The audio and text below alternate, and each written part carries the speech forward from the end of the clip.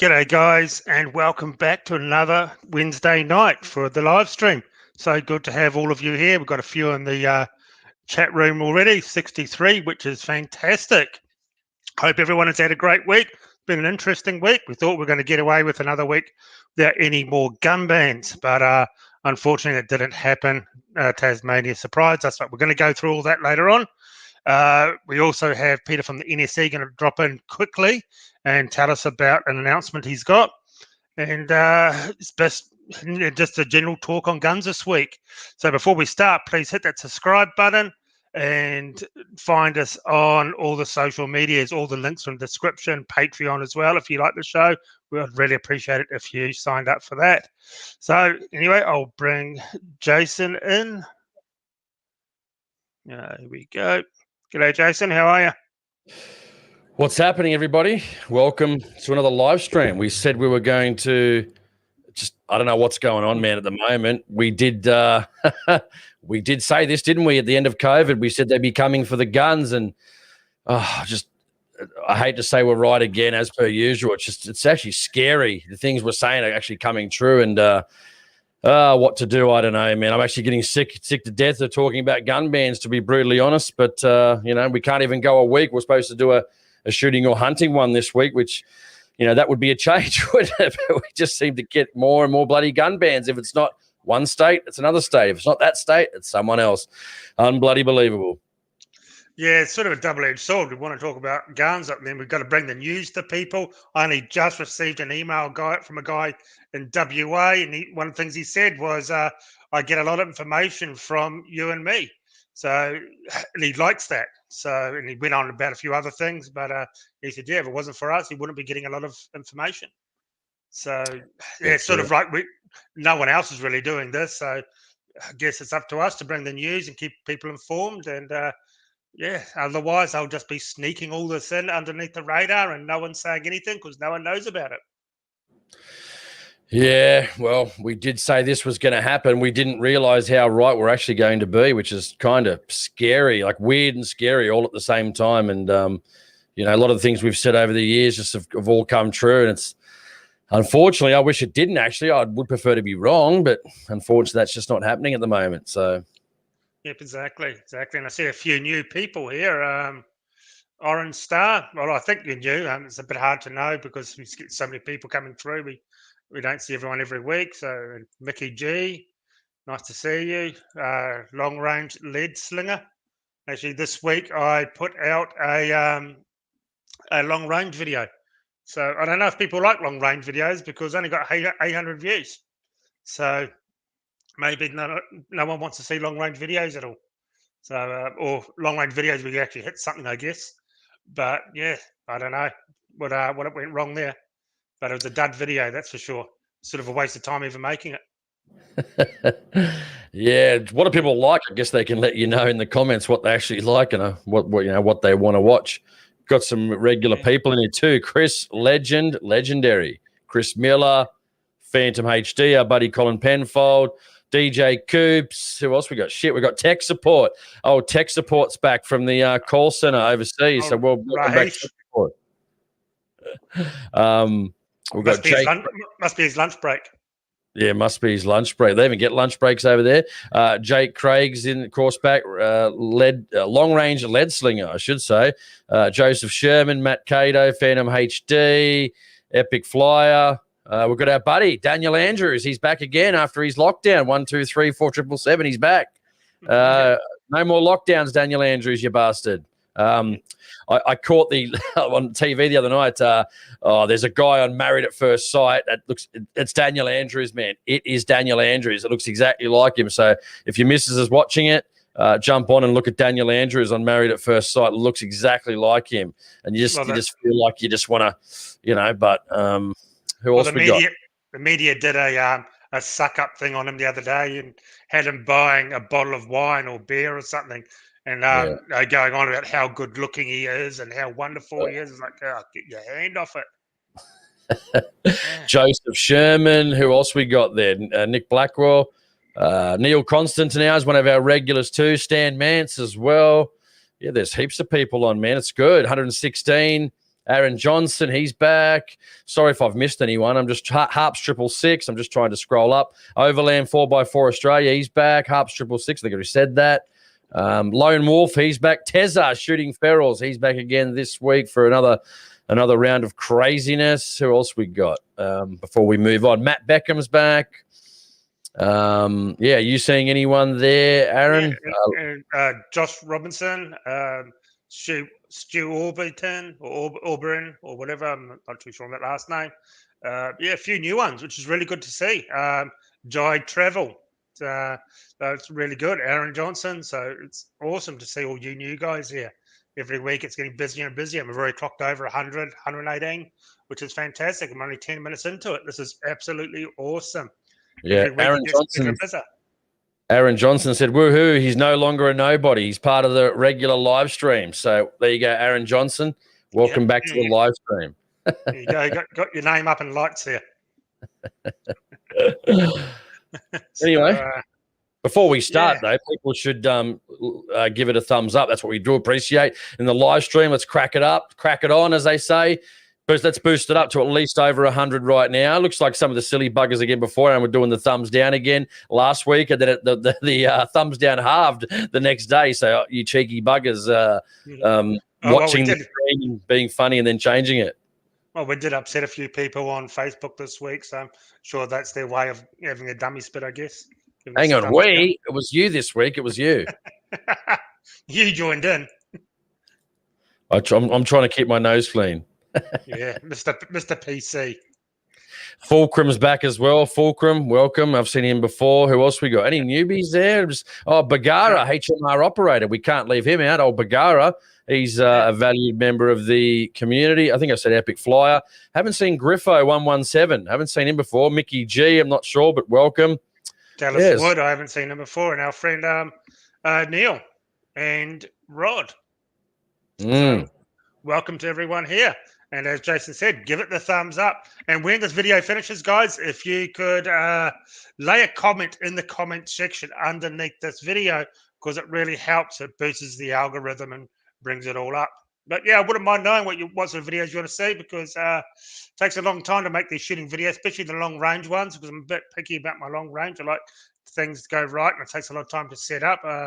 But I am getting a bit over just wasting my time making videos and getting a handful of views, where I can do the live stream and get double the amount of views. And it's actually, I find the live stream a bit more fun, actually, than making videos. Yeah, and who else we got? Pine is new. I'm not sure. Walter Cavesi or Calvesi. Sorry if I Calvesi. I'm not sure if I got that right. Mick Beckers, he's back. Peter Telford, never seen Peter before. Welcome, Peter. Scrive7. I'm not sure if I've seen you, Scrive, but yeah, we get so many people now. It's hard to keep on, who's who at the moment. Shane Thackeray, and as your mate Shane, he's back as well. No karate tonight, so he's not busy kicking people's asses in karate. So he's joining us on the live stream. Yeah, exactly. And we just see one here, actually. Only you and me were talking about this. From Retro, down with Facebook. Join Aaron and Jason on Parler. Yes, definitely. But unfortunately, Facebook did do a good thing, but then did a backflip. With the Australian media. So it's a bit of a shame there. So, yes, well, we'll just jump into it. Peter's just come in, so we'll bring Peter on for a few minutes, and he will talk a bit about what the NSC is asking about today, or what they want to talk about. So we'll bring Peter in now. G'day, Peter. G'day, Aaron. G'day, Jace. How you going, boys? Good, real good. So you've got a fundraiser to help to raise a few donations for all this legal action that you've absolutely. I can tell everybody today we've confirmed that the first 3 new WA cases are listed in the State Administrative Tribunal for hearing to begin on the 5th of March. So there's 3 cases in WA, all on the Ruger PC9 Charger, because WA Pol have decided to cheat and move the goalposts again in an attempt to ban the gun. So we're taking them on again. We're looking at 2 actions as a minimum, possibly more in Tasmania. Again, one will be probably on the Ruger. The other one will be on the Berrica that they've decided to ban down there. We've got an action happening in South Australia, again on the Ruger. one in Canberra, ACT, on the Berwicker, and we've got some action happening in Queensland. So our lawyer is going to wish that he didn't come back. Oh, he's not a lawyer; he's a barrister. You can't call them Well, lawyers. yes, yeah. My apologies to Mr. Hancock. He will, he would be offended by that, but no, that's fine. I can also confirm that he's happily agreed to come onto the show as a guest once he returns. So you can plan to have him on sometime early next month. Yeah, that'll be good. That'll be good. So, tell us a bit about what you posted up and what help you need.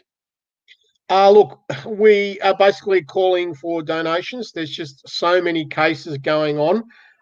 This whole reclassification, it's happening everywhere. Obviously, we all know it.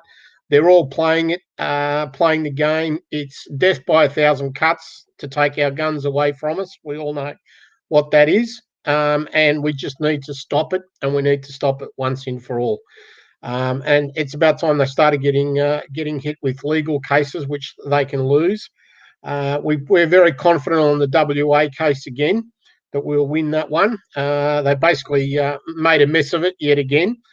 Their grounds for denying the Ruger PC charger, the new grounds. So that'll be interesting to see. The Tasmanian case, again, that's a little bit different. They don't actually have an administrative appeals tribunal set up in Tasmania. Cases in Tassie are actually heard in the appeals division of the Tasmanian Magistrates Court. So that's a first. That's something we haven't done before. So it'll actually be a full legal hearing in the Magistrates Court for the cases in Tasmania. And New South Wales, we're going to go in hard on the Predator, which they recently banned. And they're still waiting on whether they're making up their minds on the MH12, the double barrel straight pull that you reviewed, Aaron. So the importers heard nothing. I touched base with them today. We've heard nothing. And I wrote to the head of New South Wales Registry 3 weeks ago. He hasn't bothered to return my call or return an email, not even an acknowledgement. Funnily enough, that particular senior public servant couldn't have been too busy because he was busy posting on LinkedIn today, of all places. I know you can't mention names, but there's who actually out there, if you can. I know sometimes you can't. Is there any big wigs, other organizations, importers, anyone, gun shops? Is anyone actually chipping in, or are they just whinging on Facebook that the NSC is actually doing something? And if so, also, how much money do we need? I mean, as we know, money doesn't grow on trees, guys.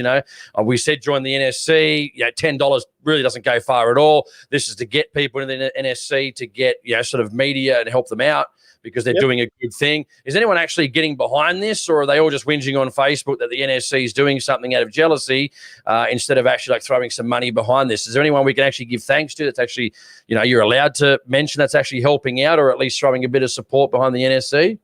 The levels of support we're getting from within the industry are actually starting to come in. There's one in particular I can't say too much about, but it's one of the bigger players as far as an importer and distributor in Australia. He's asked to remain quiet, so I can't publicly name him at this stage, but it is one of the major players. We're also talking to another couple of importers. I've got a meeting with the guys from Desert Tech scheduled next week to see if I can drum up their support for launching another action in WA to get the Desert Tech SRS issue sorted once and for all over in WA. A lot of the dealers are jacked off completely, obviously, because what they earn a living from, they can't sell. They have the demand, but they can't sell the product, which is ridiculous. And we have a situation where we have guns that have been approved by Border Force and the Federal Police for importation in Australia, legal in one state. Another state's decided, no, we don't like that particular firearm. And the way these classifications are done, it's not a case of they're actually doing tests to come up with reasons for the bans on the guns. A lot of them, believe it or not, are being banned on just purely pictures off the internet or videos, which is just ridiculous. I mean, absurd, completely and totally absurd. We actually have an email in our possession that came from a senior registry officer in one state who actually admitted that in writing to a dealer that the ban on that particular firearm was as a result of them watching videos off the internet and pictures off the internet. It's just crazy. I just want to read. I've got another question for you just quickly before we finish that one. It says, interesting, the Epic Flyer says, the more actions NSC do, the more noise they make, the more popular in the shooting industry. Correct me if I'm wrong. And I'm like, well, yeah, amongst the shooters, yeah. Amongst the organisations doing nothing, no, not so much. Yeah, look, you're probably right. I think the good thing that is happening is that the light is starting to come on, that we just being nice and being compliant just doesn't get us anywhere. That shooters have known that for a while, but now it's starting to register with some of the dealers and distributors as well. And they're just as frustrated as some of the shooters are, because at the end of the day, as I said, they've got product, they need to earn an income, they've got guns they'd like to sell, and all of a sudden, one day they can, the next day they can't, thanks to reclassification. It's just absurd. So the legal challenge is probably the biggest thing that we've tried on. We're probably going to end up with about 12 or 13 legal challenges across multiple states of Australia. We're confident we know what we're doing. We're using tactics that have been tried and tested and have worked. We've had good looks at the legislation. We've had a good look at how they've gone about banning some of these firearms. And we reckon we've got some pretty strong cases. Yeah, well, this is what Matt Beckham said. Get up them. These other two need to use their members' money, which is true. Jason Mead talked about this. They just seem to write letters. The reason we reckon they write letters is because it's free and it's easy for to do, and it's just putting the walls over people's eyes, saying, "Look, we're doing something. We are writing a letter," full well knowing that it doesn't do anything, and half the time they don't even see it. So. Yeah, they need to spend their money and start doing something like what you're doing, or just basically, stop handing your hand out for money from members. Yeah, look, letter writing, complete and total waste of time. What's been interesting to see is at least one of the other shooting organisations, I won't name names, but have started following what the NSC have been doing. So what we did 12 months ago, they are now starting to do. And we're grateful for that, don't get me wrong, but when we tried to tell them 12 months ago, let's try this approach, they weren't interested, didn't want to know.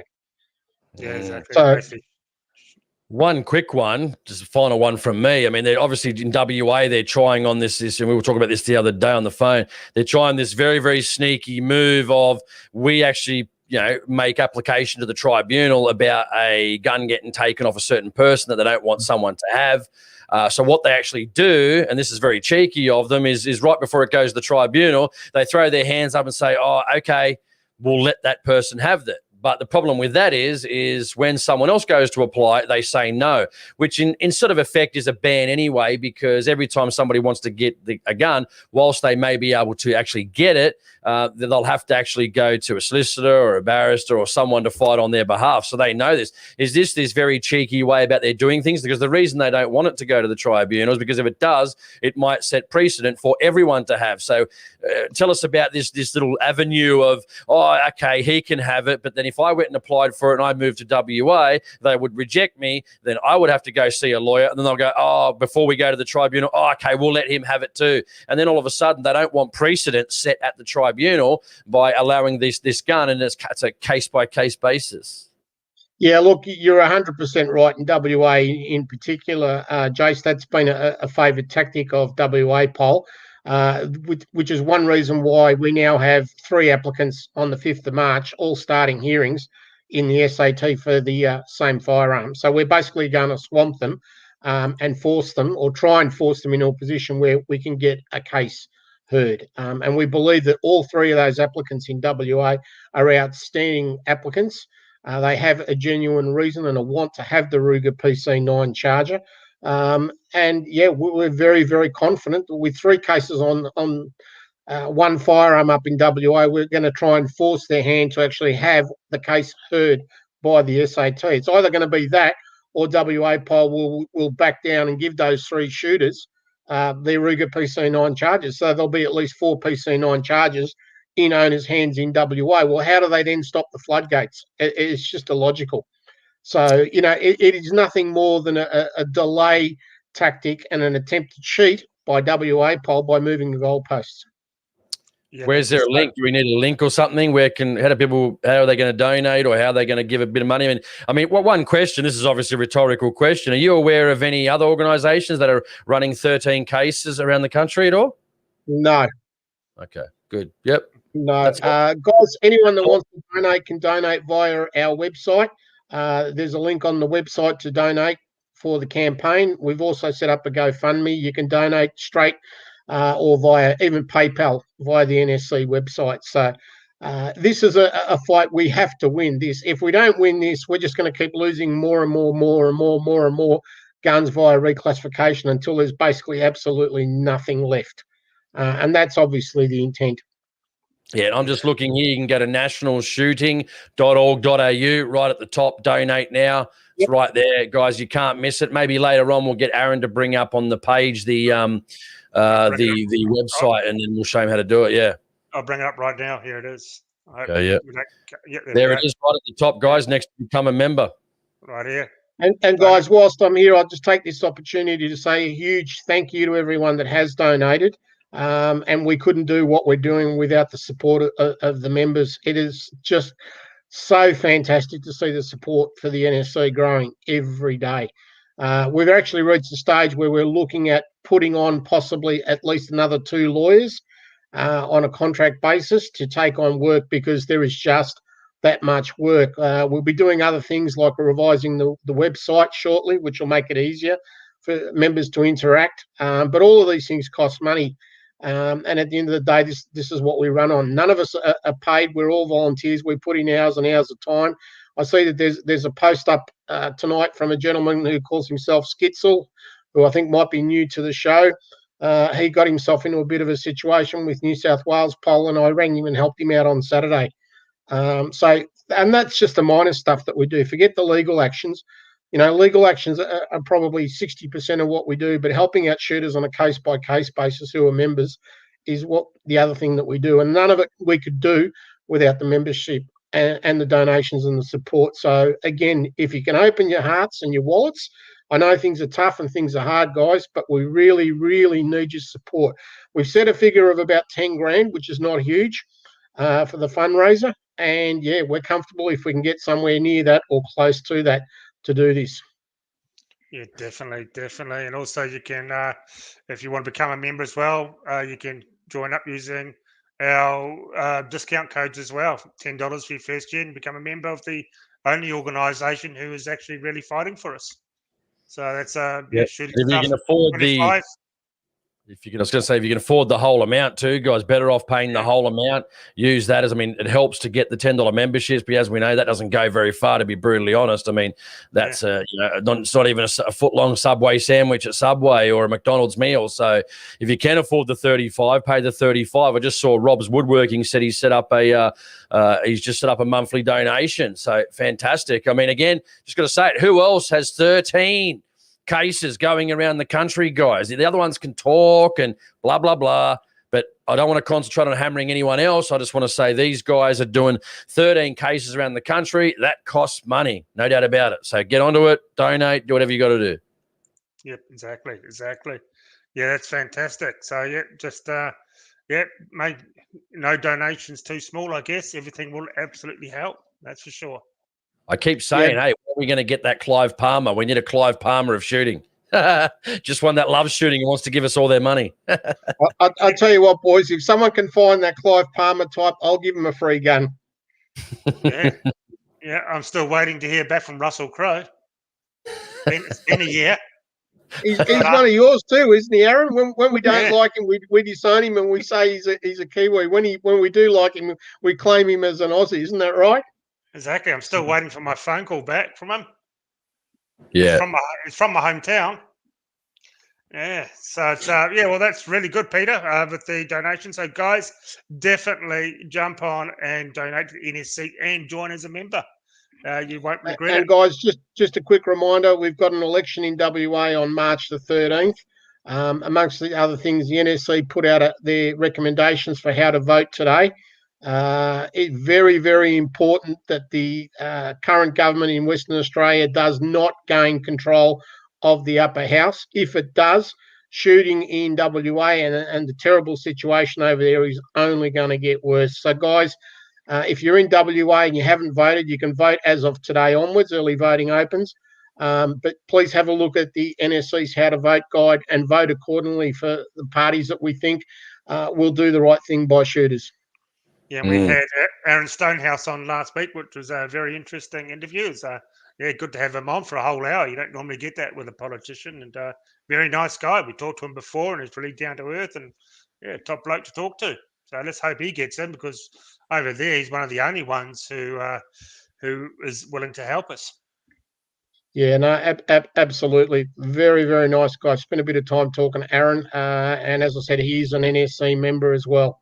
So, yeah, guys, vote early, vote in WA according to the guide if you can, to secure the future of shooting in WA, because WA is undoubtedly the worst state if you're a licensed legal firearm owner, and it's only going to get worse. And by the way, with the situation in Tasmania, I'll give you a bit of a heads up.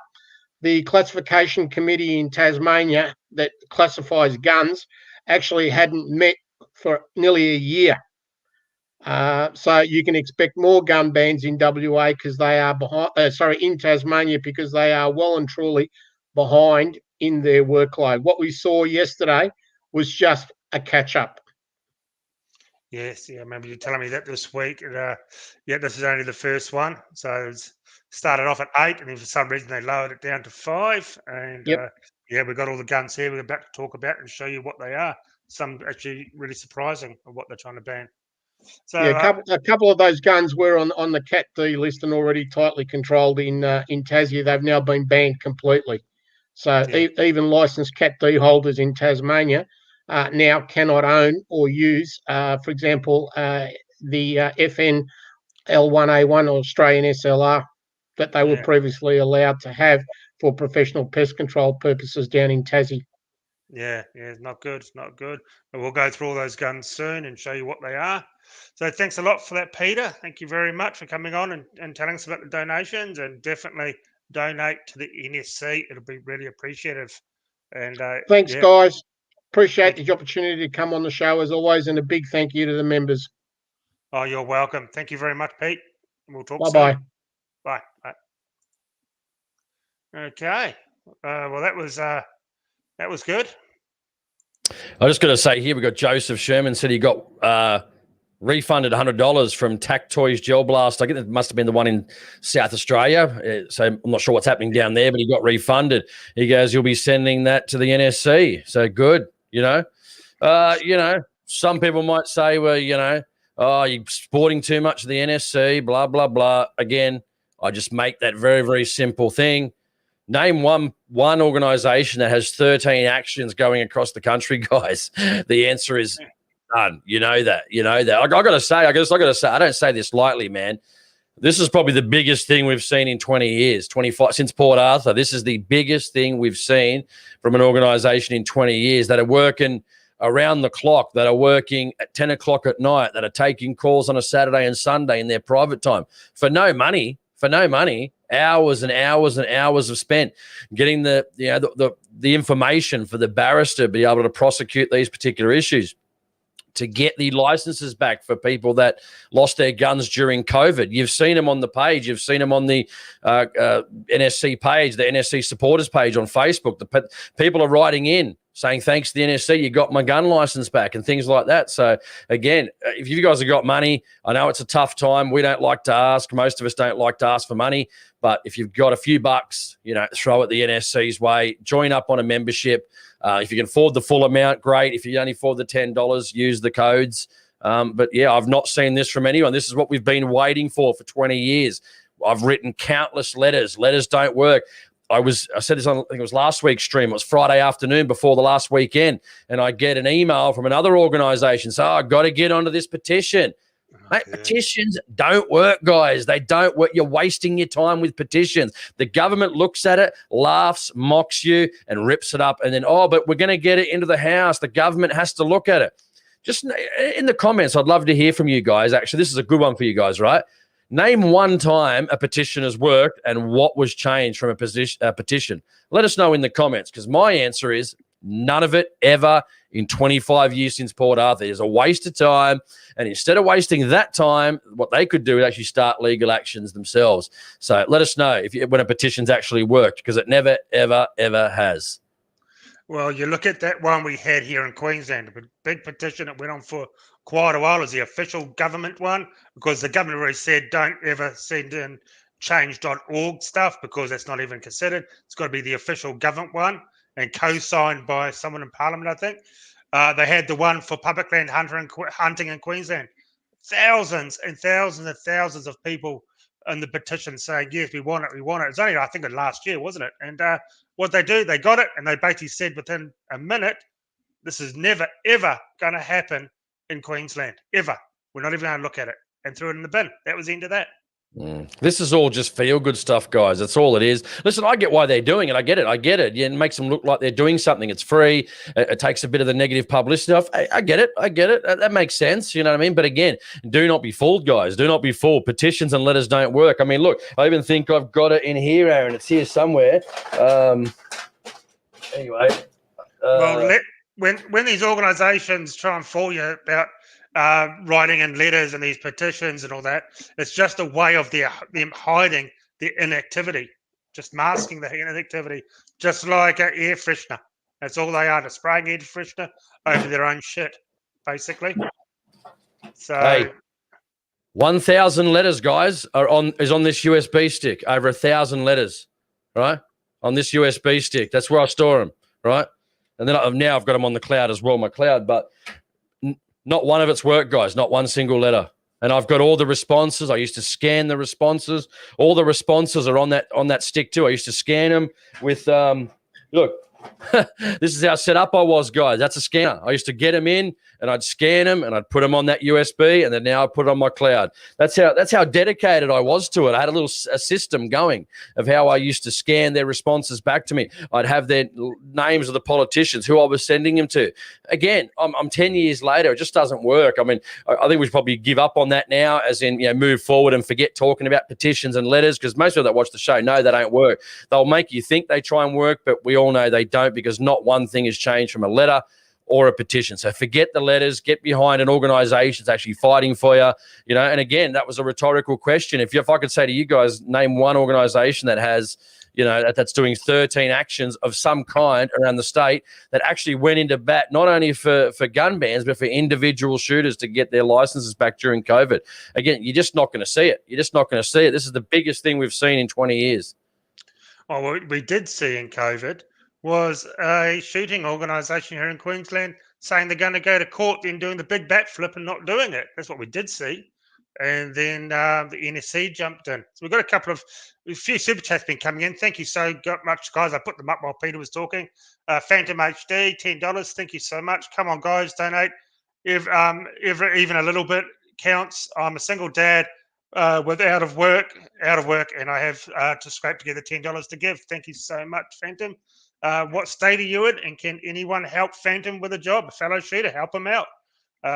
Someone contact him. I don't know what state he's in, and if you got work for him, that's for sure. And our friend Fulcrum, hey Jason, what's your thoughts on Firearms Criminal Use Bill Act in New South Wales? Yeah, we've seen that. They're trying to make you can't work on guns and so forth. Yeah. Again, I think they even had, I'm pretty sure they had the petition about this too. It's a tough one. It's a tough one because the government wants it. The government will get it through. It's as simple as that. They have the power to get it through, no doubt. I mean, like I said, the Liberals aren't conservative. We all know that. The Liberals are really the same as Labor, just a bit more economically conservative, but basically it's the same party. Anyone that thinks otherwise is silly. They've got just like when Daniel Andrews comes up for re-election. I mean, the Liberals aren't going to stop the ban on duck hunting. They've got to cater for the woke leftism, greenies as well. Otherwise, they're not going to be in Parliament, guys. So it's just simple. That unfortunately, that's the way the country's unfortunately going. It's just going. We're actually losing it if the Libs don't start actually being conservative, well, they're definitely going to lose, and it'll be many long years of Labor, just like we're probably going to see in New Zealand with Ardern. And what was it? New Zealand First picking Jacinda Ardern. They're all out of Parliament now. Every single one of New Zealand First is out of Parliament, and then putting their support behind Ardern, she's likely to be in for the next 15 to 20 years. That's how bad things could get in New Zealand, because she can't do anything wrong. It was probably the worst decision they ever did over there, the worst decision. So, she's a female version of John Howard. That's all she is. Yeah, he stuck around like a bad smell for 12 years. Here's something I was going to talk about. I might as well bring it up now. Peter Telford, WSAA range in Brisbane, which is the Belmont, I believe. I put this up on my page. It bans any rifles with a barrel length under 20 inches because of noise complaints. Well, here we now have an organisation restricting your gun usage as well. And basically, they also said anything can't use anything over a 308 because of muzzle velocity. So now you're getting restricted by organisations. And that's a Belmont shooting range, which is a huge shooting range. It's just not WSAA there. And I know other people who shoot at the other clubs there, and they're not putting on any restrictions like that. Yeah, but I think that might be, because remember there was a thing on Facebook the other day from one of the MPs writing to saying, I support shooting, but it's a bit noisy at Belmont. They're guns. Give us suppressors. So they don't want to give us suppressors, but then they're whinging about noise. This is, again, whinging politicians. Someone was saying in the stream, Aaron, put your mic up towards your mouth a bit more. Yep. All righty. Yeah, better. So, again, if it's a council thing, there's not much you can do. Again, our ranges are continually getting pushed out. They're continually getting pushed out for noise pollution, for government wanting public land back, or if it's not public land, they want to be bought out to build more houses on it. So either way. Yeah, well, the Belmont shooting range, I believe it is actually owned by the Brisbane Council. It's council land, and they've got a 100-year-old lease on it. They can't. I don't think they can kick them out, from what I was told. Well, but, the government can put any restrictions on. I think they did it, and correct me if I'm wrong, if someone on the stream knows this, they did it, I think it was near Port Macquarie or somewhere around there? They had the airport out there, so that the range did the right thing and gave them this little extra piece of land they wanted. But then, there was some issue there. I can't know exactly what it was, but then that brought, I don't know exactly what happened, but basically along the lines of that brought something else into play, which then basically there was a certain limit you had to have between them and the plane. So then it became a problem. Then they actually ended up shutting down. You could only go shoot a certain distance on that range. So when they were trying to do someone a favor, it ended up biting that range in the ass, bit him in the ass, So then they lost that. I don't know how many meters they could shoot, but I know it was a long way. And that was severely restricted on them trying to do the right thing. So it's just unbelievable, man. We're just going to say, nah, you can't have the land. Sorry, buzz off. Nah. Exactly. I think from what I was told from someone else who shoots at that complex, it's only the WSAA that have put those restrictions on. I don't know if that's true. I don't shoot there. I'd never shoot there at all. But that's someone told me the other day. I can't verify that though. Thank you to Trundle for your $10 donation. Thank you very much. And Jeff, love the show, guys. Can't thank you enough for all you do. Even the kids get to listen in. That's good. It's good. Well, we better watch our P's and Q's in if the kids are watching. Yeah, Justin Atkins said it's someone. I can't confirm or deny this, but he said it's the EPA rules on noise at Belmont. But I mean, how long's that range been there? 30 years? How long's it been there? Let us know. Not long, about 50 odd years. It was a huge paddock. The nearest houses were miles away. It's all sort of acreage blocks around it, lifestyle acreage blocks. So it's been there for a long time. It's on like a main road as well. It's right next to the main gateway motorway. So it's not like there's already not any noise. It's a main motorway and a main road intersection. I mean, you always get those people that move into those lifestyle blocks from the city. Yeah, it's like the idiots from California moving to Arizona and, or to even Texas, trying to, change the way they do things, yet the same things they were trying to get away from. So it's like you're moving to an area that's an agricultural, farming, whatever it may be, Like, listen, it's going to be noisy. There's going to be tractors, equipment, cows. There's shooting. You're going to have noise here and there. I mean, it's just tough titties. Move back to the city if you want a bit less, no more shooting noise or machinery noise. Yeah, exactly. No, here's one from Phantom. We just heard, blowing my shoulder out. Surgery is on this Friday. Well, good luck from everyone in this room. I think the entire Shooting Stuff Australia family wishes you good luck on your shoulder surgery. We're all one big family, so I hope it all goes well, Phantom, for you. Thank you to Lachlan for the $15 and Jason Howard for $50. No question, but thank you very much. So thank you so much. Really appreciate it. If you want your question read out, definitely put the super chat. We will read them out first.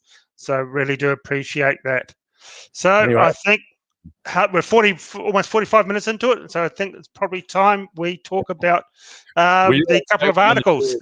We always say we're going to do it a bit early, but while Aaron's bringing up the details, hit the thumbs up, get it up, guys. Let's have a look at what we're at now while Aaron's bringing the information up. We're at 133, so let's at least get it to 150, guys. We want to get it to 150. And any of you bloody buggers smart trying to be funny that did the thumbs down, stop it now. And if you don't like the stream, hit the thumbs down twice. You have to hit it twice, otherwise it doesn't count. So, anyway, going on from what Aaron was saying before we did that, again, we were talking last week about me and Aaron basically sick to death about talking about gun bans, which we are. We were going to talk about something else this week, but true to form, we get a call, I think on, was it maybe Saturday, Monday morning, and shit's hit the fan again. This time, unfortunately, it's the hillbillies in Tasmania, the hillbilly police in Tasmania. Tasmania's a nice place. It really is. I've never been there, but my parents have been there and said it was really nice. So wouldn't mind visiting down there one day and doing a bit of shooting. But unfortunately, the powers that be are knocking off a few guns again. Initially, we thought it was 14, but that was 14 currently on the list. I think how many, Aaron, is it now? They've removed 2, so we thought it was 7. We think it's 5. Yeah, it was 8, and then they got rid of a few. Now it's 5, but on their entire list, it's close to 30 now. And as Peter said, they hadn't met for over the COVID period. So this is only the first round. So you've got to get behind them and nail this appearance law crap once and for all. Because this is only the beginning. This is only the beginning in Tasmania. It will get worse. If they haven't met for a year, they've probably got a ginormous wish list. And I wonder if they're going to try and top old WA of 14 gun bans in one day. So let's hope not. I mean, again, we did say this was happening. Sometimes people say, don't they? They go, being a bit, like it's not going to happen, a bit over the top. Well, again, I hope people have just looked back that have been regular listeners and watchers of the live stream that it was not over the top, was it, guys? It was not over the top. Not at all. In fact, it's even much worse than we initially thought it was going to be. Who remembers back when we were doing the COVID stream saying, I bet you they're going to go after us after COVID. They're not going to wait around. It was literally a couple of weeks, not even that. And they were banning guns in WA. Then it was New South Wales. And then there were some issues in Queensland about issuing licenses. Then it's New South Wales where my friend, remember, he lost his license for traffic offences. Now it's Tasmania. Then it was the Seymour C26 or the shotgun in Victoria. And then it's like, bloody hell. And then it's, gel blasters are apparently guns now and all. Like, what? What's happened? What the hell? Exactly. And you watch, come winter, another super strain is going to hit us, and then there'll be more lockdowns, and they'll try and pull the same bullshit with the gun shop closures and everything. You watch, mark my words. When we come into winter in a few months, something's going to happen. I put money on it. Thank you to Vernie for this. $10. $10 to you blokes and $10 to the NSC every month for the cause. Thank you so much. Love your thumbnail. That's awesome. That's really good to see. Rennie Vici. Rennie, yeah. I take it that's not his real name. So let's get into it. Tasmania, beautiful state, shit gun laws after this week. Well, we all have shit gun laws, but definitely after this week, it gets even worse. And some of these, we can't explain why. So I got the email from the government that was sent through to me about the final 5 that was done. All they do is just give you a list. They don't tell you any form of reasoning or how they came to this conclusion. So they keep everyone in the dark. We all know it's appearance laws. And so it's all based on feelings. So feelings don't save people's lives. So it's just that absolute load of crap. So I'll just take this comment down. Okay, so 5 guns in Tasmania. So we have the first one here, the Berica Black Ops. You can go see, I've got a couple of reviews. You can go see the Berica Black Ops on my channel after this video. There's 2 of them. One that was, well, this is an interesting story, wasn't it, Jason? The gun came out, then before the gun was released, it was still stuck at Border Force. They said you have to change a few things or you can't release it. This is after it was okayed and it was imported and they spent lots of money on it. So the owner forked out some money, and what it was these little holes here. This is the first version of it. I just didn't have a clear photo of the second one. These 2 holes here had to go, and this here had to be not joined to the magwell, and the magwell slightly flared. One thing though, when you're using your mouse, I can't see that moving, so people don't know what you're talking about. I can't see. Oh, I don't think I can. Go. Oh, there it is. No, I can see it now. I can see it. Yeah. So they had to get rid of these 2 flares here, these 2 holes here. This had to be not joined to the magwell, and the magwell was flared, which is a safety thing. It's easy to get your magazine in. You're not fumbling around with your gun. So they had to get rid of that, and they had a switch safety. So they wanted to get rid of that, even though it's the same safety as on the Ruger precision rifle. So they had to get rid of that. So they forked all that out and got that back up and running. So now every state has pretty much, apart from Queensland, has pretty much tried to ban this gun. It's like the go-to banning scary black gun, isn't it? So this was the first one they decided to have a go at.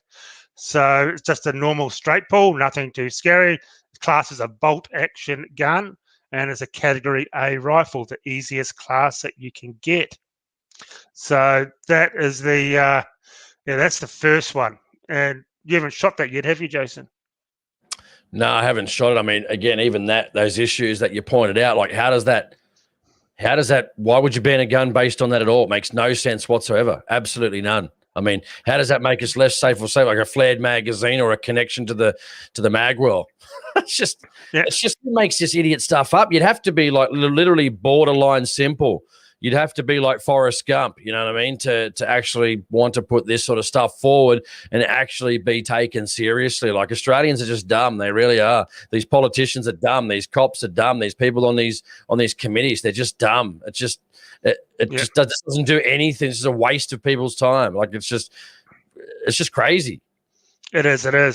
And having this here not joined on, so it makes it so easy to work on now. So you want to change a trigger group, it just pops out, bang, slap another one in. Home gunsmithing, no need to go to a gunsmith. Basically, you just snap a new trigger group in, or adjustable trigger, or whatever you can put in these.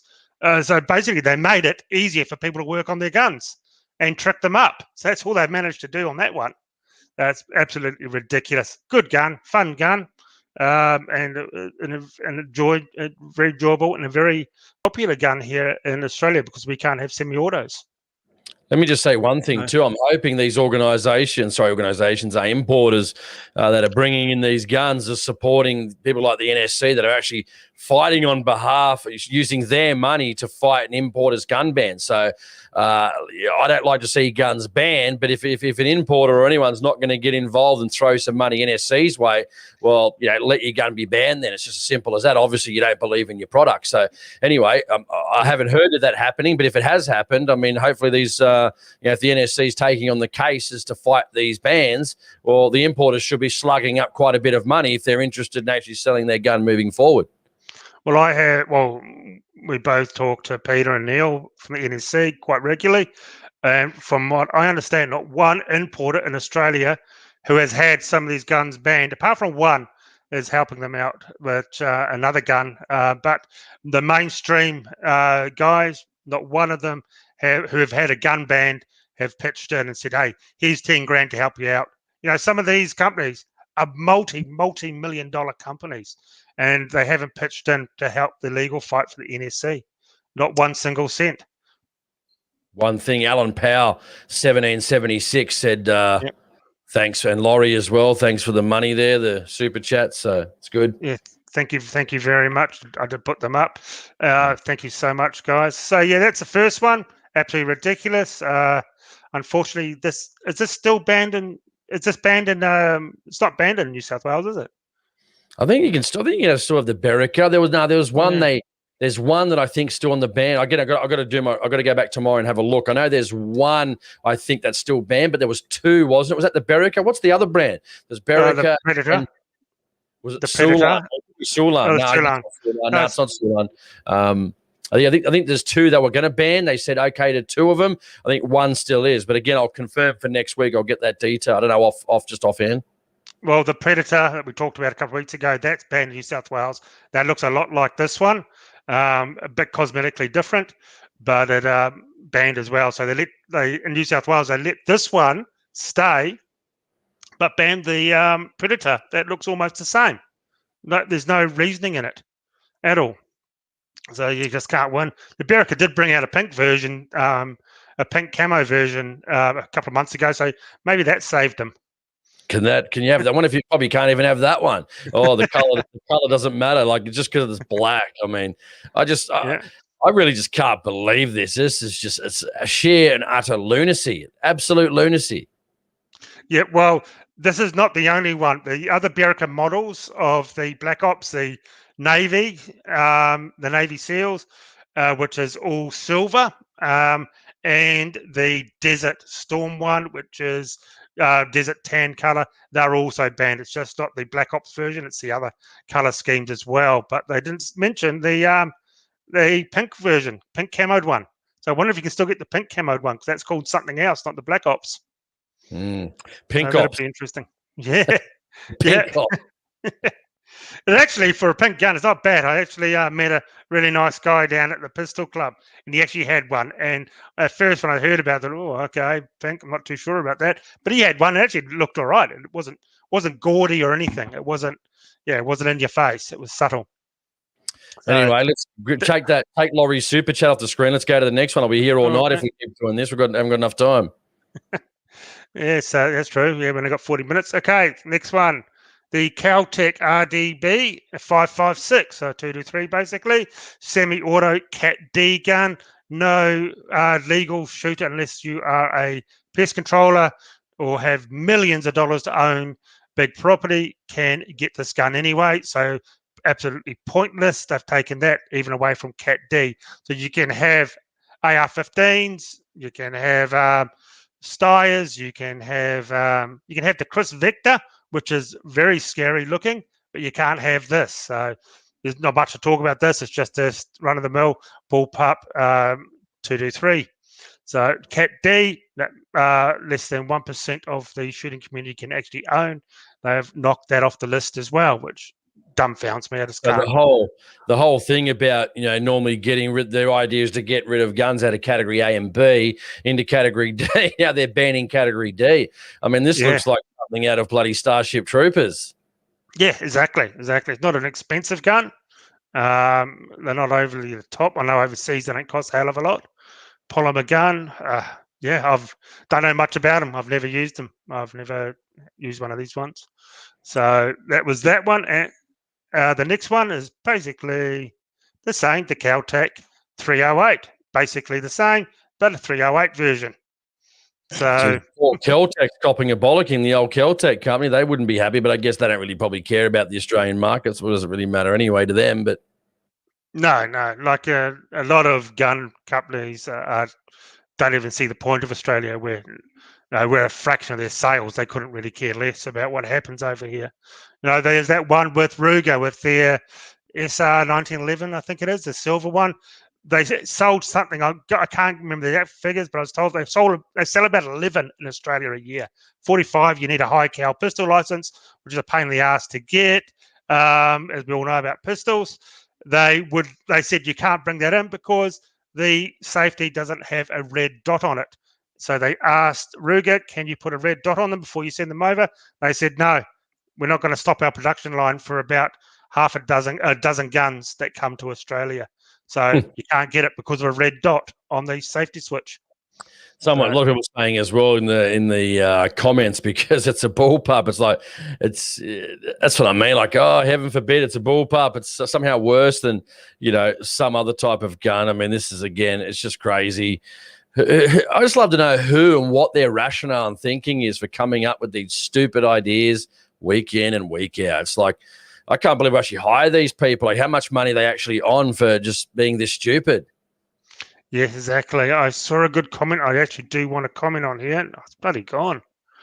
Someone... Mick, the wheelchair hunter, he said, sorry, missed the show, guys. He was in the emergency ward. Well, take care, mate. Don't... oh, jeez. Hopefully you haven't got any issues, mate, but take care, whatever it is, in the emergency ward. Well, if you're typing here, we're hoping you're all right because you're in the stream. So we're hoping you've come good, mate. Yeah. Hope everything's all right, mate. Hope everything's good. Well, the comment here, I can't find it. Sorry. We've got so many streaming through. Was thank you so much, Chris, for that. Just say the gun identified as a timber stock 22. Yeah, just tell them that, and you should be right. The comment, I wish I could find it, was I think Brita Australia and Winchester Australia should pitch in $500,000 each to the NSC, which I totally agree they should do. I've heard about the ridiculous profit margins they put on guns. I've heard about that, and so they definitely shouldn't be short of a buck. So especially the price you pay for your tikkas, Jesus, they should have enough money to pitch in. But so far they haven't. I'm still just waiting for that big rich wig, like a big gun-loving Clive Palmer, just afford to give us $1 billion a year, and then we'll just live off the interest and we'll use that to fund our campaign. How hard is it? Surely somebody knows someone, guys. Surely there's got to be a gun-loving Clive Palmer out there. Like, there has to be. There's 25 million people in the country. Surely we've got a gun-loving rich bastard from somewhere that can just throw us 500 million that we can throw on 400 million or 100 million even. Nothing too much crazy, of course, that we can just put into interest and let the interest pay off our future actions. Anyway, if you know someone, let us know. I know someone. How about Robert Nyer, the biggest importer in Australia? How about he pitches in a decent amount of money to help the NSC out? Is he Clive Palmer rich, though? I don't know. Is he Clive Palmer rich? I don't think he's short of a buck. Let's put it that way from what I've heard. We need money from everywhere, guys. Organisations, importers, you guys watching the stream. We need to do this. We need every corner of the shooting industry. We need a few bucks rolling in from every corner of the industry. Yeah, and Russell Crowe, answer your goddamn phone. Yes. Been trying for last year. Yeah, we watched your movies. We're a supporter. Yeah, time to return the favour. Your last movie wasn't the greatest, and we still supported you. He was good. What was that one I watched? It was actually the one where he's the crazy, road rage guy. He was actually pretty good in that, man. He's actually scary in that. Like, dude, he played that role pretty well, dude. I was like, holy crap. Unhinged. Yeah, Unhinged. That's it. Yeah. Yeah, it wasn't too bad, actually. Anyway, next gun. Next one. Go. Next gun. The Lithgow SLR, about a 30, 40-year-old gun. I think it's from Vietnam era, I believe. So here we go. Banned another Cat D gun, Australian-made gun. So the anti-Australia as well.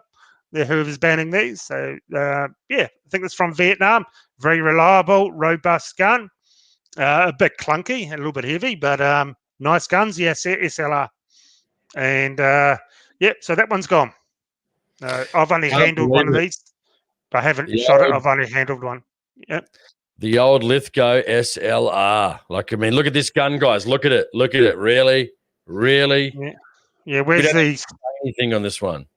Where's the big scary Picatinny rails and black adjustable butt stocks? I don't see any of that. Harps 666 says, hit Pauline Hanson up. I heard she's worth 25 million after being a fish and chip shop and in politics.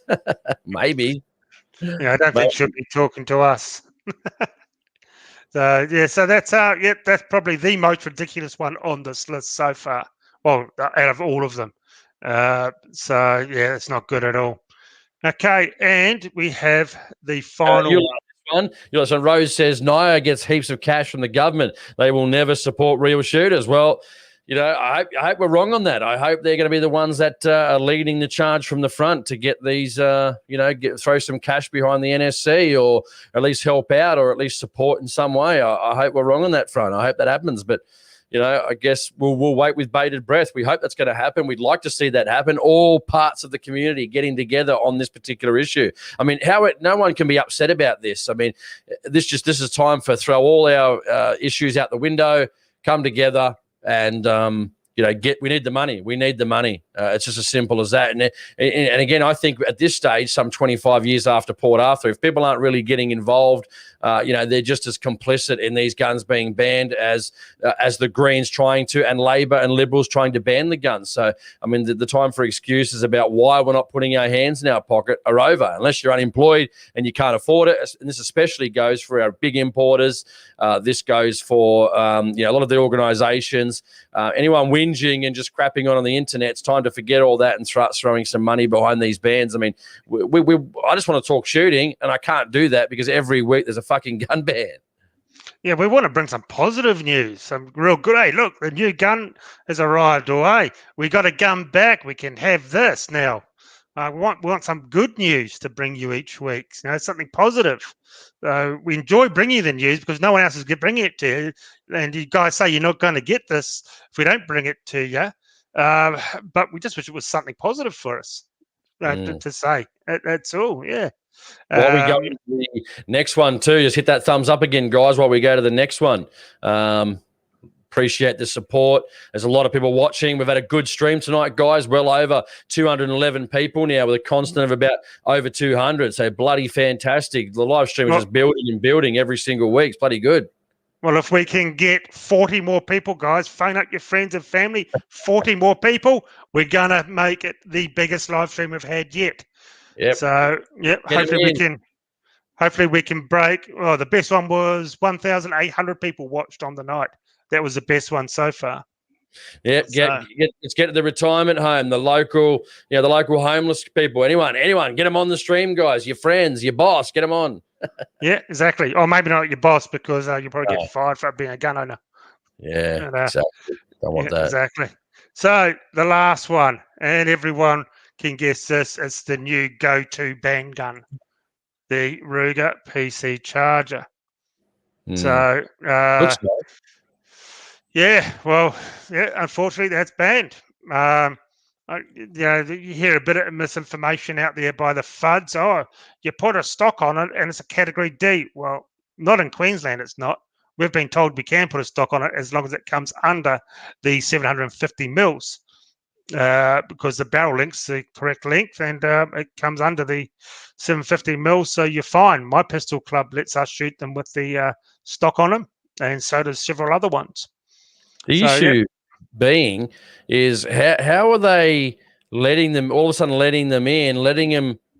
flood throughout the community and then all of a sudden say no? I mean, surely they'd have some sort of say before a gun goes to sale. So how can they all of a sudden say yes? Or maybe they're not saying yes. Border Force are bringing them in. They're saying no problem based on current laws. Surely there'd be, if you're actually going to sell a new gun, they pretty much want to know about it. So how are these being missed? Again, it's just pure incompetence. I mean, I'm glad they're coming through the community because then it makes them harder for them to ban if people have already got them. But you'd be wondering how it's getting through if they're then just banning it later on. Again, it just makes no sense whatsoever. Yeah, exactly. And here's one from DJ Coops. Why don't all gun shops give 5% of firearm sales profits to NSC? Well, I agree totally, but to be honest, a lot of their stuff, guns, they don't make 5% on. I know that for a fact because my friend owns a gun shop. Some of the ones they do make bugger all like 10% profit on a new firearm. It's the wholesalers that make all the money. So unfortunately, it would be good, but then we get things like we saw today. A thing I was sent, a WA gun shop owner bagging out the NSC for doing what they're doing. And he's a gun shop owner in WA bagging the NSC out. You just can't win, can you? You think whoever it was would be excited that his gun shop can now sell those guns based on the work they're doing. I just don't get this attitude. I just really don't, man. Like, people have got to put aside their prejudices because they don't like someone and do what's in the best interest of the firearms community instead of whinging and whining. I mean, I just don't get it, man. Like they're getting guns unbanned. You got a gun shop in WA whinging about them. It's just like, really? You know, is there something wrong with you, or what's happening? Yeah, exactly. Yeah. Yep. It's just unreal. If everyone banded together, all the wholesalers, well, look at how much money the wholesalers pump into CIFA. Why don't they pump that into the NSC that are actually doing something? Why not? It'd make more sense, wouldn't it? Unfortunately, I guess it was a nice idea. I guess it was thought out, but you know, ideas and the action of reality and what they're actually going to achieve in CIFA obviously hasn't come to pass. So at the end of the day, again, it would have been better if they just gave their money to the NSC or someone fighting gun bans, because you know the reality of ideas and the action taken and the achievements of the action taken haven't come to fruition. So again, you know, they'll come to learn the hard way. That's you know, when their guns are being banned and all of a sudden, you know, it affects them. Or what about those small importers where they might only have 1 or 2 guns they're bringing into the country, and pretty much their livelihood's gone in one foul swoop because they banned the 2 guns they're importing, which they've made a good amount of money off, which is fantastic for them. You know, again, I just hope the ones that are getting banned, you know, are jumping in. I did hear one story where we won't mention it, but I did hear one story of a gun getting banned from a manufacturer, and the manufacturer basically telling organizations to buzz off. They didn't need their help. And I was like, well, you've just had a gun ban. You've just lost probably a fair chunk of your profits, and you're telling him to buzz off. You don't need their help, and you're just going to allow the gun to be banned. Because as far as I'm aware, this importer wasn't going to do anything about the ban. So it's like, you know, don't want to upset the apple cart for the police on the other guns they do sell. So that's the attitude again from some of them. It's all about the dollar, which is really sad, because for us, it's about the shooting sports, it's about the community, it's about getting our guns back, it's about stopping any further guns from being banned. Yeah, it's also, I can't understand their reasoning. Like this PC charger here, mine cost me $1,600 to buy. $1,600. It's not the sort of gun a criminal is going to go get a gun license, then go through all the crap of getting a pistol license on top of that, and then go and spend $1,600, then go and commit a crime with it.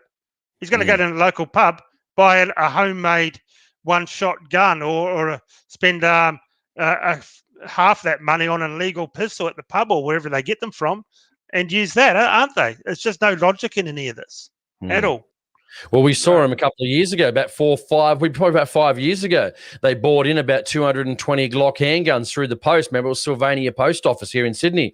And I think they only found about 6 or 7 of them, if I'm actually correct. They might have found more since then, maybe on the street or from criminals or whatever. But, yeah, it was a big ring in the post office of bringing in these Glock handguns. So, again, people don't need to get banning. This does absolutely nothing. Not a single thing. Yeah, it doesn't. You think, well, is it going to do something? Surely it's good. It's going to do something. No, it doesn't do anything. Nothing, because these criminals aren't going to get gun licenses. Then they're just going to get guns off the street. You know, I remember this was years ago. I just had a guy that was interested in finding out what it was like to get a gun license. And once I pretty much told him, you know, like this, what you had to do to sort of get the gun license. This guy was a nice fella. He says, "Oh, that's way too much effort. If I'm going to get one, I just get one off the street." And I was like, well, that's actually the attitude of just even people from the general public. It's easier to get a gun off the street than it is to get a gun license. So it's what's this solving? Absolutely nothing. Well, I read a report years ago. It's in could have been a WAA, one of those rag magazines, back when you used to actually read them, and it was said that a large way of getting handguns into Australia illegally is broken down and put in containers of scrap metal. And so they're just dumped in amongst scrap metal. The people get the container of scrap metal, go sell that scrap metal, and just pick out all the gun parts and put the guns together, and they've got guns. Because the X-ray is not going to pick out bits of handguns inside a container of scrap metal, are they? And apparently that is quite a common way, this article said, is how they bring all these handguns in. And they can bring in masses of handguns in one container full of scrap metal. Yeah, and Matt Cato says there was a drive-by shooting at Coles in Patterson Lakes last night. He said, guarantee the bloke wasn't licensed. Yeah, I could get pretty sure you wouldn't be licensed, mate. That's for sure, no doubt about it. Again, these people don't go. Again, what system is it's broken is what I'm trying to say. When it's easier to get an illegal gun than it's easier for a law-abiding citizen to get a gun license. That's how you know things are screwed up, man. You know, when it's actually easier to get an illegal gun than it is to do it the right way and get a gun license. That's the reality we live in. And these guys are going, oh, it's a great system. I go, not really. No, it's not. Yep. Oh, no, I've been in construction and big construction sites all over Brisbane for 20 odd years now. And I've heard of people selling illegal guns on construction sites, just basically in the smoko shed. That's just how easy it is. You hear all those stories, but geez, it's just everywhere. Chris said here, Chris Legend, is there a banned gun list we can get access to? Well, the Tasmania one on their Tasmanian police website does have their list. So I'm not too sure about the other state, to be honest with you, but the Tasmania one does have the full list of about 30 guns now that they've definitely no way in hell you're ever going to get unless we have people like the NEC to fight them. If people don't understand now, or they can't be helped. Like it's just, this is the only way forward. You know, we probably come to this realization last couple of years that's the only way forward. And Neil Constant now says, let's ban politicians. That'd be nice. You know, stupid ones. Let's ban the stupid ones first. The stupid ones go first. Oh, the Parliament would be pretty bare, and the money we fork out for wages would be almost non-existent. I can only imagine there'd be two. And our resident Joe Biden here, Bob Biden, he would be upset because he'd lose his. He's got another career. Jace Go Fast says you can get a Glock pretty easy in Melbourne for a few hundred legally, of course. Yeah, easier to get them on the street than it is to get a license. You know the system's broken when that's the case. Yep, exactly. And Neil's got it right, guys. Hit that like button before we finish in about 20 minutes. Definitely smash that like button for us. Anyway, we'll start hitting all the questions for 15 minutes before we finish off, I reckon. Well, there was that other article we'll quickly talk about it now, guys. I've posted it up on my Facebook page, and it's from Channel 7, a bit of a beat-up one. So you can go have a look at that. Basically, it's about gel blaster toys in South Australia. Now, down there, you've got to get a firearms license. So you've got to get a license to have some of these guns like we showed tonight. And you can to get a children's toy. So people who have been playing with these toy guns for years want to keep them. So they had no intention in ever getting a firearms license or owning a firearm. A real gun, that is, not a toy gun, but they have their toy guns. They want to keep it, fair enough too, and play their sport, which is a good thing.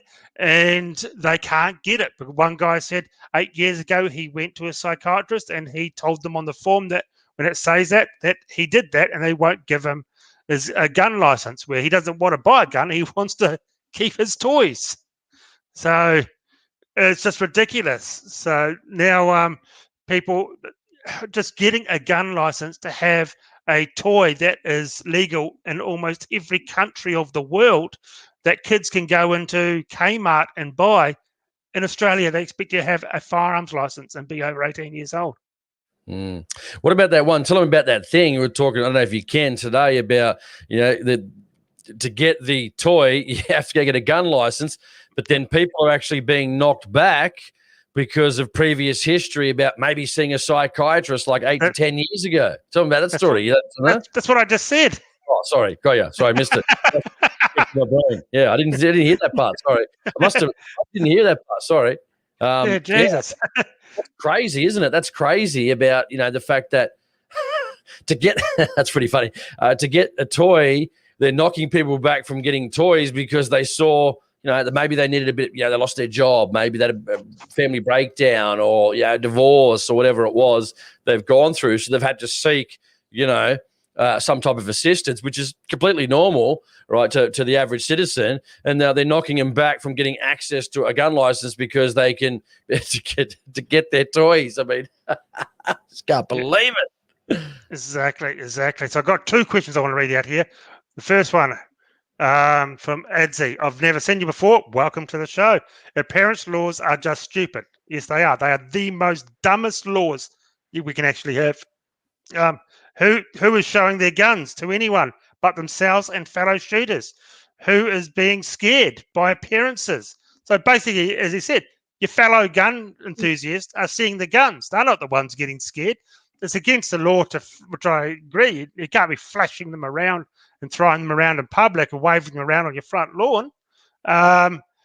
So who's actually scared of these guns? Who's scared of them? So why do you have to ban them? Obviously, gun owners aren't scared of the look of them because they buy them. It just makes absolutely no sense. Harps 666 said, he goes, okay, Jason, Aaron was speaking Kiwi. And I was like, I must have been reading the comments because I swear I heard all of it when you were talking about getting the license. I was like, where did I miss that part? But anyway. Yeah, he does talk Kiwi, mate. You know, that, you know, they. Bastard. And Rose, I've got a funny story here, guys. In the Philippines, you can make guns in the jungle. Anyone can do it. YouTube. Yeah, exactly. Mate, you can make zip guns with 2 bits of galvanized pipe and a nail and a shotgun shell from Bunnings. That's on YouTube as well. When I was on a cruise, when I was on a cruise years ago, one of these steward guys was from the Philippines. And he saw like my army sort of bag I had my gear in because I don't have fancy luggage and that. I'm not really into look at me stuff. And he goes, "Oh, are you in the military?" I said, No. He goes, "Oh, do you shoot guns?" I said, "Yeah." And we got talking about it. And he had the internet. And that night he looked up the show.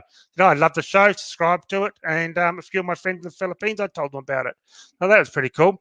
But he said he loves his handguns. I said, "Okay, what do you shoot?" He said, "I've got a Glock 19 I carry everywhere around the streets in the Philippines." I think he's from Manila. And he said, I said, "Oh, yeah, so how do you go to get a license?" "Oh, I'm not licensed." "No, I just brought it off the street. Only cost $50, $60. You can get ammo wherever you want for it. I just go out in the bush and shoot it and have fun, but I got it for protection." I said, "What do the cops think of this?" Because they have a lot of cops over there. He goes, "The cops don't care. They just don't care about it. They're only worried if you start shooting people. If you have an illegal gun," he goes, "that they weren't interested." I said, "The cops just turn the other way because they know it's you're using it to defend your family, and the cops see that as a good thing." So he carried an illegal Glock without any problems, and the cops don't hassle him about it. Matt Beckham said, "Jason, did you end up getting your license in the mail?"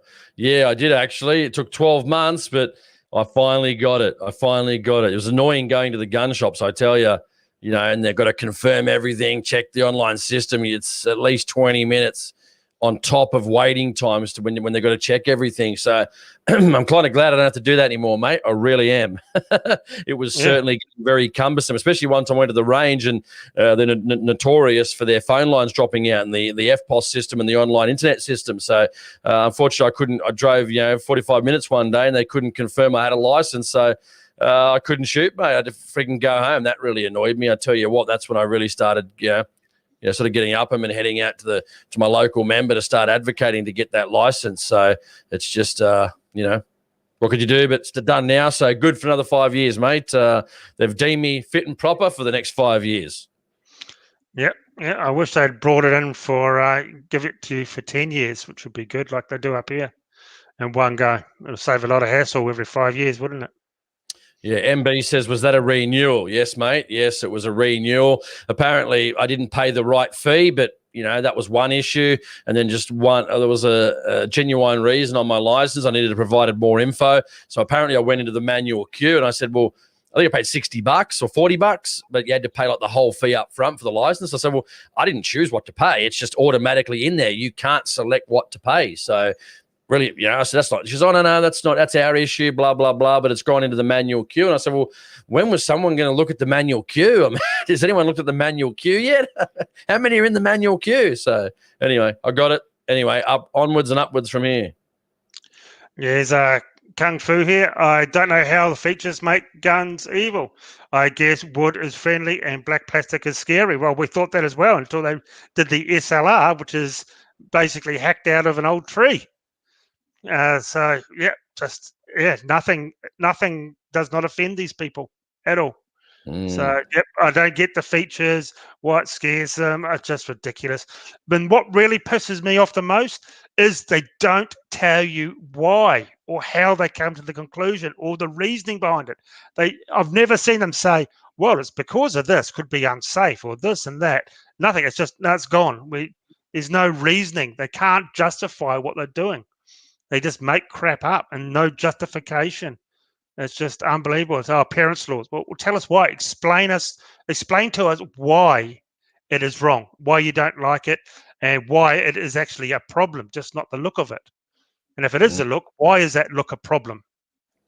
It's just Trevor no says justification. he's tired of being dictated to from these putrid, I won't use that word, making up these effing rules. Yeah, mate, I get it. You know, I get a bit shitty at times too, and sometimes I want to let my fingers do the walking, and sometimes I've got to pull back a bit because, you know, what I really want to say probably might get me into trouble. But, you know, again, you just have to pull back sometimes and just, I know it is frustrating that we feel like we don't have any power. I get it. You know, I really do get it. Like with what's happening in Victoria, you know, they've got the bloody Australian Open. They've got 30,000 people at the Australian Open while, 500 metres around the corner, the cops are stomping on people's throats, man, you know, all the while it's about the dollars, again, this is what I mean. So again, just vote that bastard Andrews out at the next election. Tell all your friends, even if they're not shooters, if they're Labor voters, vote that bastard out, right? You need him gone. Get him out as soon as possible. Tell your friends, your grandmother, your grandfather, your sisters, your brothers, if they're not shooters, get rid of that bastard, right? Tell everybody. Yep, definitely. Here's Laurie. Oh, okay, wrong one. Here we go. How is a handgun going to do more harm than a Remington 7615 if a criminal wants to shorten a gun? It's not hard, again, backwards politics. Well, it dumbfounds. That's another thing that Jason may talk about. It dumbfounds me how we can't use pistols on private land. But you can have rifles that can go 2-3 kilometers, but you can't use a pistol that's no good after 200 meters. That's Neil Constance, our regular gang, is politicians are banning toy guns because they like the other toys for themselves. So, yeah, I mean, it's just lunacy, guys. It's just no one can justify this lunacy. I sit here and just go, it's just like, what is wrong with these people? Is there something wrong with them? Are they missing a chromosome? Was they just dropped on their head as babies? Are they just sick individuals? I don't get it. I wish I knew the answer. Hey, if you let us know, put down the answer in the comments. I'm still wrapping my brain around how people can waste taxpayer money banning a gel blaster, especially in South Australia when they were saying before it was a toy. It was a toy that the head bald dude, I can't remember his name. I think he was the head, might have been the commissioner or one of the head people. Anyway, it's a toy. We're never going to do it. It's a toy. It's a toy. Oh, no, now it's a gun. We're going to ban it. Yeah. Unbelievable. Exactly. I would just love to know how they came to that way of thinking, because I think it says in the legislation that a projectile has to go a certain speed before it's classed as a firearm, and the gel blasters off the shelf weren't doing those speeds. Hey, JR says they were breastfed too long. That's a good one. That's a bloody good one. Or they probably dropped on their head at the same time as well. While they were kids. Their head whilst they were breastfeeding at 12 years old. That's what it is. That's what it is. Yeah, exactly. Yeah, it's just unreal. I just wonder when it's ever going to end. It's just unbelievable. Anyway, a couple more quick. Let's do some rapid fire for the last 2 minutes, man. 2 to 3 minutes. Let's hit them hard. Okay, thank you very much for the donation, Chris. Another great discussion for the vid. Ammo fun. Thank you very much. Okay, we're talking about this for someone. Oh, this one. No. Yeah, that's it. Yep. Mickey G. I remember shooting 22 gallery guns in the Woolworths car park Carnival Day. Yep, I remember the days where you could buy guns at Kmart. I was actually talking to this with my mate yesterday. He came over for a beer, and he said he bought his first gun about 40 years ago, and he drove into Brisbane City, sat on a bus with it wrapped up in a brown paper bag, and you can see that it's that it was a gun on the bus, and people and all the old timers were coming around and going, "Oh, that he bought a Browning trombone, a little pump action 22," and he was about 10, 15 years old, and they're all going, "Oh, lovely gun! You'll love that gun. It'll last you a lifetime." You know, when he bought that, and he said he used to walk to school with it because he used to have to shoot rabbits on the way home for dinner. Otherwise, they don't eat. That's what it was. And they used to take it to school, and it would sit in the corner of the room, loaded, and no one touched it. And they all did that. It's just unbelievable. This is here in Brisbane. So, yeah, just the times have changed so much. So much. We'll go back to the 50s, probably be a lot better. I think we should play that one next week. We'll get that one. I think it was on the ABC years ago. It's filmed in like 1973, maybe. And the guy's got the gun over his shoulder. I'm not sure if it was covered or not or whatever. And he's walking around asking people, "Oh, do you notice any problem?" No. And they're like, "No, what's the problem?" He had a bloody gun over his shoulder in the middle of Sydney. Have you seen that one, Aaron? It's bloody cool, Yeah, that was on the ABC. So, yeah, we'll have to find that one. We'll play that. Played that one, yeah. Yeah, so it's just, times have changed. The whole culture's changed. It started changing when John Howard turned everyone into pussies and scared babies, basically. It's kicked it off. I don't think people realise the number that John Howard did on the general community, and I think we'll be paying for that for many, many years to come. People don't realise the power that he wielded during that period and what it done to people's psyche surrounding guns in Australia and demonised people. And it's still alive and well today, guys, some 25 years, almost 25 years later. So, quarter of a century, and we're still going through it right now, and perhaps much worse. That's why we've just got to take them. We probably changed our tune on the letter writing and the petition stuff. And, we just realize now you just got to take it to court, win, lose or draw. But it's going to take a coordinated effort from all of us, from all areas of the industry to throw money behind this. And, there's people out there that are going to be upset. They're going to cry and, I'm not getting behind this organization, jealousy, whatever it is. They've got to put all that aside and just say, okay, well, we need to get behind it. Or if not, they don't want to do that, start some legal action yourself. And as an organisation, and a lot of these ones have got a lot of money to do that, and they just haven't done it, guys. And hopefully, we're going to have a few things coming up in the next few weeks. We're not going to say what it is, hopefully, but hopefully we're going to have some good news, Aaron, for the next, say, 2 to 3 weeks, a couple of different items. So steer clear for that. We're just waiting to hear a few things, and we can't say too much, obviously, so we'll find out. It's massive. It's absolute gun, just for guns, of course, but it's absolute game-changing for the gun community. Absolute game-changing. And it's got to waken a lot of people up, guys. So make sure you subscribe to the channel and hit the notification bell so you can get warned every week that we're about to go live, or we are live, because the news we've got coming is going to be pretty damn big. So you're going to really like it. Particular issue that I really like. I really, really like. And just, yeah. I don't want to say too much because we'll leave it at that. Yeah. But it's big. It's big. It's going to put the wind up. A lot of useless people out there. Really put the wind up them. So Peter says, before we go, where is all the gunpowder for reloading in Queensland? Yeah, things are getting tough out there, man. You can get gunpowder, but not always the gunpowder that you want. And I have heard primers are going to be a bit scarce, thin on the ground for the next couple of years. So, stock up. If you're reloading now, stock up as much as you possibly can. That's anyway, sure. Hopefully we're going to have next week, we're going to actually talk guns, guys. But there could be a ban. We're just letting you know there could be a ban. We don't know. Yeah. That's not the news, by the way. We're just saying there could be a ban because every week there seems to be a ban. Anyway, last one, Aaron. We're going to finish up. We've got 2 minutes to go, and then we'll finish up. Yep, JR, $10. Great show tonight, guys. As per usual, keep up the fight. Thank you very much, JR. Yep, and thank you to everyone. Hang on, Epic Flyer put one up too. Read that one too. Where's that? Sorry, just came up. Yep, got it here. We have some Red Dead Redemption lovers in the comments section. Love the video. Cheers, fellas. Thank you very much. And thank you, Epic Flyer. So, yep, thank you so much for donating to the show. I really do appreciate it.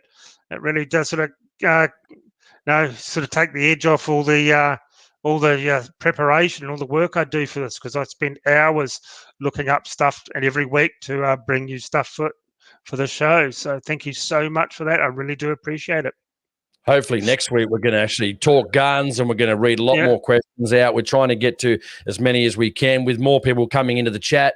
You know, a lot of people just chatting amongst themselves as well. So sometimes it's hard for, Aaron to there's no way for me to be able to look at it too and control it. It's all on Aaron's end. So there's no way to basically do it, guys. So, hopefully we've put on a pretty good stream.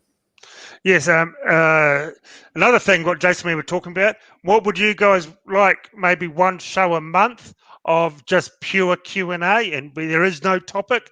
We just talk about what you guys want to talk about. We'll read your topics and we'll talk about just what you want to talk about.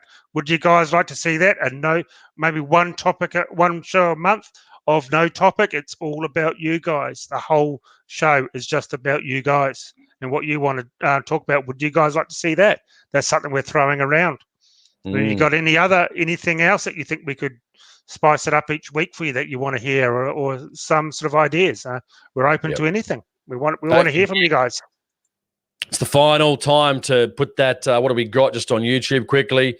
203 thumbs up. If we can get it to 225 before we finish the show in a minute or so, that'd be highly appreciated. But we're going to have some decent news on a couple of different things moving forward in the next couple of weeks, maybe 3 weeks. We'll see.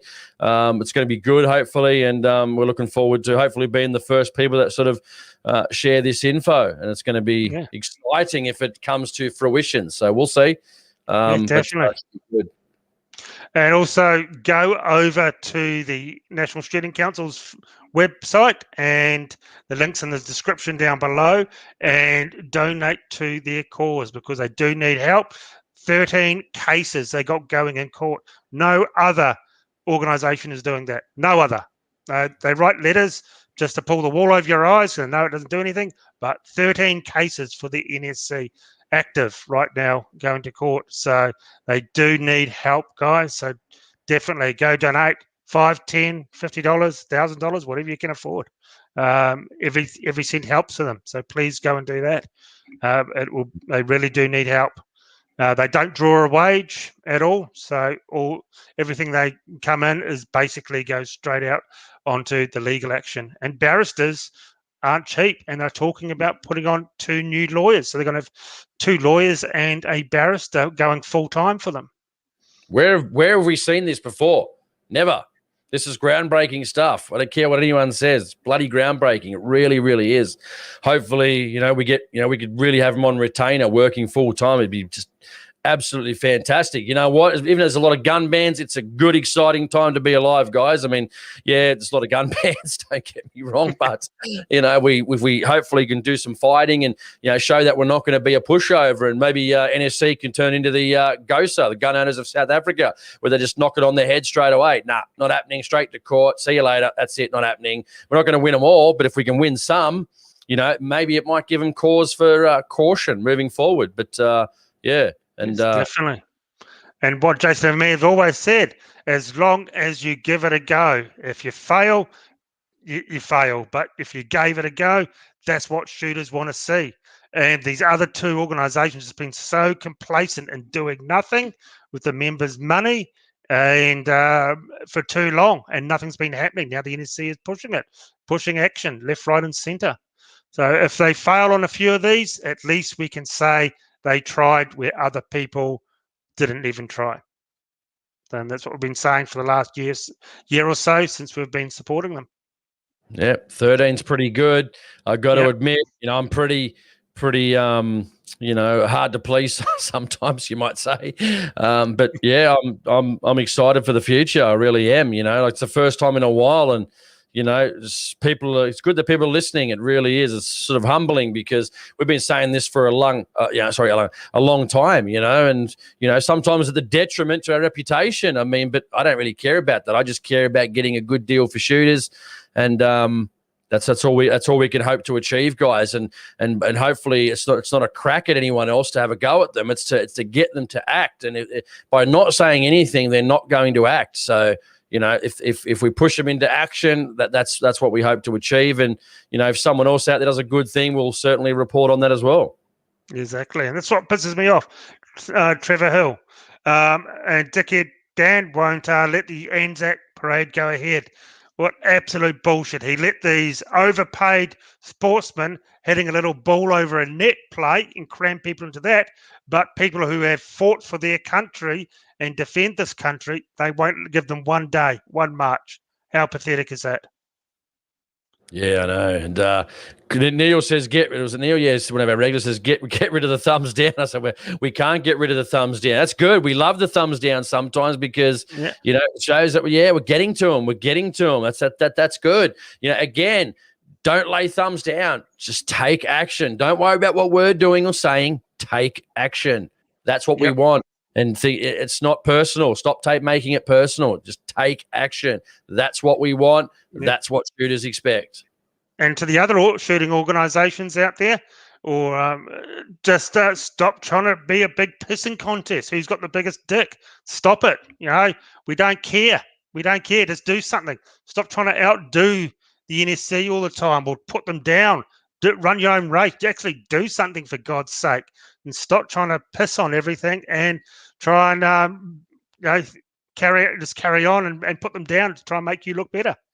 Actually do something. It's not a pissing contest, guys. You all got to work together.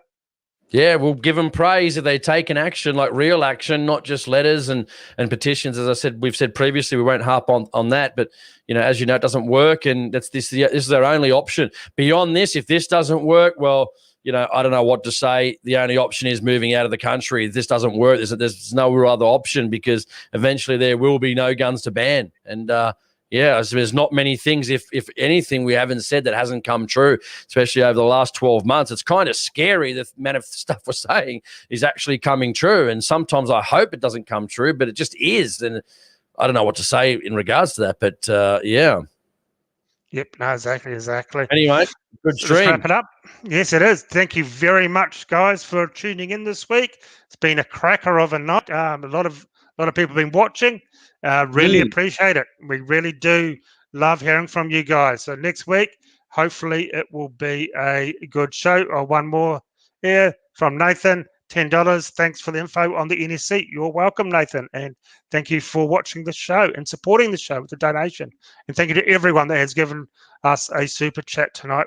Jason and I really do appreciate it. So hopefully Nathan used the AHP 25 code, not the shooting stuff 25.